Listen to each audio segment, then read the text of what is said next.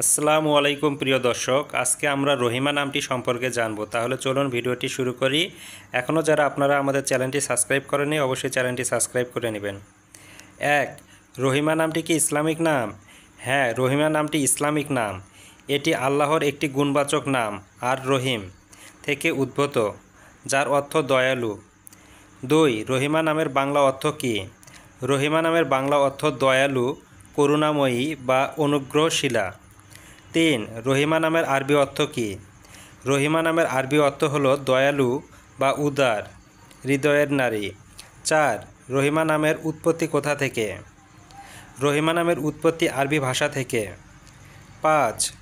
রহিমা কোন প্রকৃতির মানুষ?